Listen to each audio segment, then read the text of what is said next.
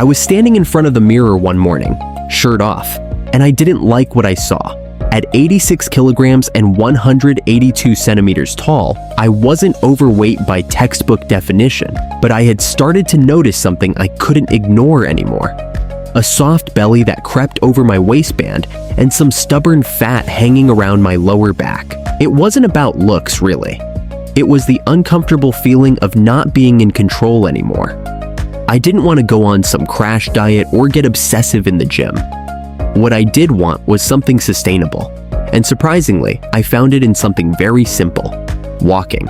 The plan: burn fat, keep muscle, stay sane. First, I set a goal: drop to around 76 kilograms and get to 10% body fat.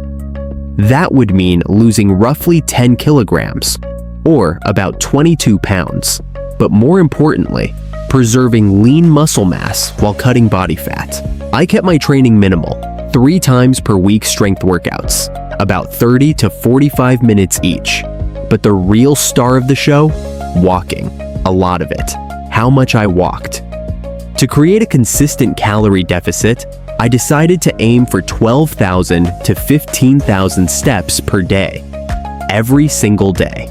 That came out to about 1.5 to 2 hours of walking daily, broken up into chunks. Morning walk, 45 minutes fasted, about 6,000 to 7,000 steps. Midday walk, 20-minute break, walk after lunch. Evening walk, 30 minutes after dinner.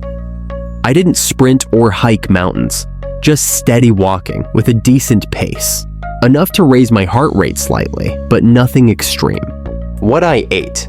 I used a slight calorie deficit, around 500 to 600 kilocalories less than maintenance, focusing on high protein, 2 grams per kilogram body weight, plenty of fiber from vegetables, whole grains, simple, consistent meals, grilled meats, rice, veggies, oats, Greek yogurt, eggs, fruit. Tracked my calories, at least at the start, with an app to stay honest.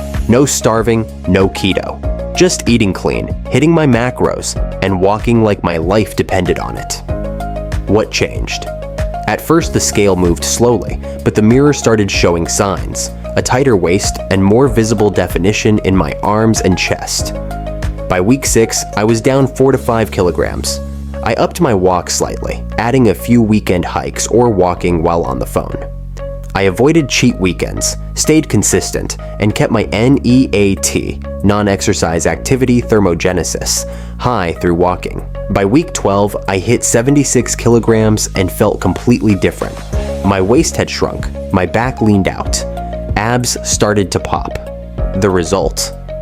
I had reached 10% body fat, according to both the mirror and a DEXA scan I did out of curiosity.